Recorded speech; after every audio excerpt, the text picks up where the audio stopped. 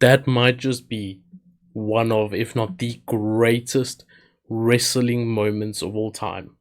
Not WrestleMania moments, not WWE moments, wrestling moments. Cody Rhodes finished his story. I repeat, Cody Rhodes finished his story. You know, wrestling is. I'm going to be speaking candidly, guys. Yeah, this is not going to be edited. This is not going to be highly produced, none of that. This is me talking as a wrestling fan right now. You'll get a full review from MPKH later on. But I'm just going to talk about Cody Rhodes. You know, as a child, we had those people that we loved. For me, it was John Cena, for example, and Rey Mysterio. Okay? And for a long time in wrestling, it felt like, we had outgrown this thing. Just outgrown the babyface, outgrown that childhood feeling. But then someone like Cody Rhodes comes around and he makes you feel like a child again, and in a good way. He makes you feel excited about something, he makes you have emotion, he gets something out of you. And I think not many people can do that. Not many people can do that, and Cody Rhodes did it. He had a story that was his story, it was personal to him, and he brought us all with him. He brought us along with him. He made us feel his emotion. He made us feel his story. He made us want him to achieve his story. And he made us feel like we have finished our story with him as well.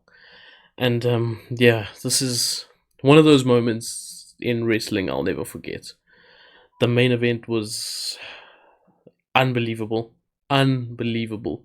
Yes, overbooked, of course, but I wouldn't have it any other way. I wouldn't have it any other way. It's a Roman Reigns match. There's going to be interference. So having people that have been close to Cody, that have been in through Cody's journey, that have been against Roman Reigns, help Cody finish his story. It's amazing, man. It's amazing. I don't know if we'll see anything else like this, and in pro wrestling for a long time. This is one of those stories that I don't know if you can top it. Don't know who you can top it, how you can top it. I just don't see a way. And the moments afterwards with his family, with his mom, with his wife, amazing stuff, man. Amazing stuff. And Sigdelo or BeanieBoy was talking on the group chat afterwards saying, this is one of the stories you can take into your personal life. Anyone can achieve their dream. Anyone can finish their own story. We all have our own stories in life. All of us.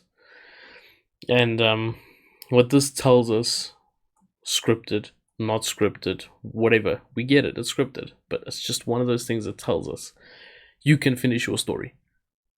Anyone, you can finish your story. It's about having the right people around you.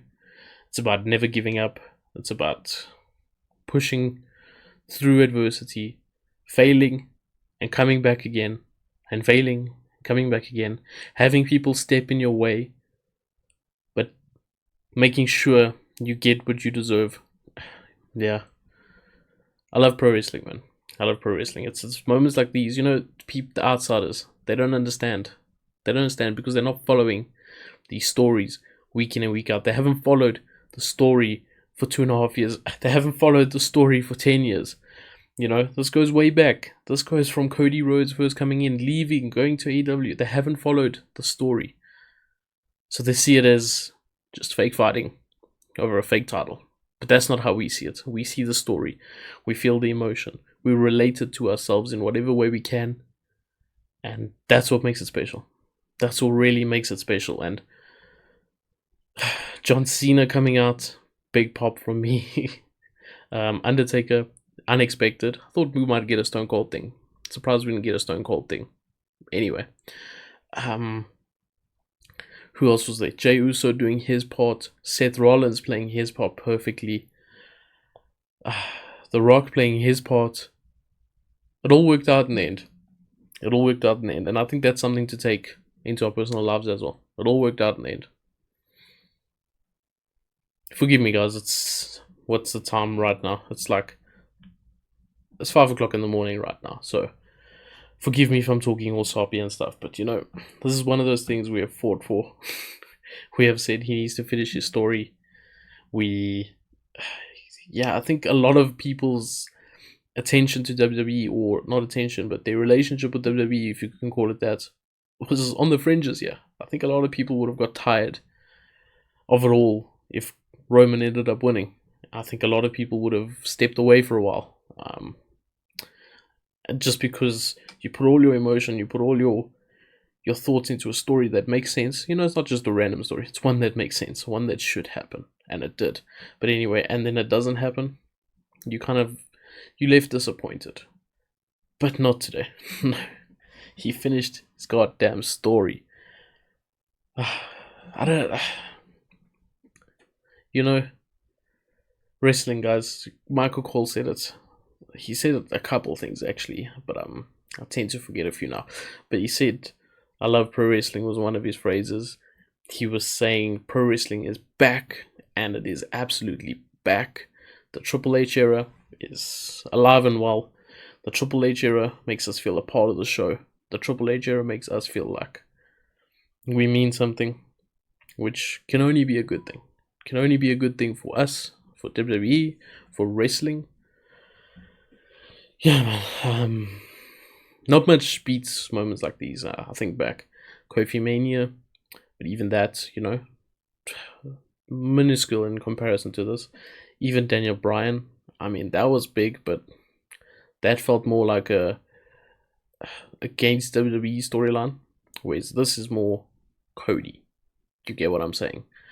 This is more about the person. This is more about his real life story of leaving somewhere because he was not being appreciated, making himself a star, coming back and fulfilling his dad's uncompleted accomplishments. You know, his dad never won the title, and he was in WWE for a period of time.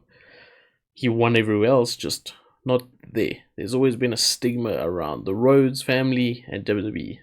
The Rhodes family is not well liked in WWE. It's always been a thing. Well, this is a love-hate relationship, put it that way. So the story is, I said 10 years earlier, it's 40 years back. You know, it goes back to Dusty. Yeah. Sorry guys if I'm thinking about everything on the spot. I'm giving you guys my real first-hand initial reaction to Cody Rhodes finishing his goddamn story. You know, when Bayley won in the previous match, I thought, oh, babyface is winning twice in a row. Surely not. But I almost feel Triple H did that on purpose now. I almost feel he did that on purpose. You know, get me thinking that. Amazing stuff, man. Amazing, amazing, amazing stuff. The match itself, before the overbooking stuff, if you want to call it that, wow. They put on a barn burner, actually. They were cooking. Start off slow like any Roman Reigns match, but the psychology of it, the way they went through peaks and troughs and picked up and slowed down, it was just so damn good. So damn good. Well, guys, I'm gonna go catch some sleep now. I've slept like 8 hours and 72 hours, over a 72-hour period with all SmackDown and WrestleMania and stuff. Keep a lookout for MPKH's video coming out later. Full review on WrestleMania Night 2. Go check out my WrestleMania review from last night, or from yesterday, Night 1's review. That's on the channel right now, the latest video. With that being said, guys, I'm just going to end it off by saying I love pro wrestling.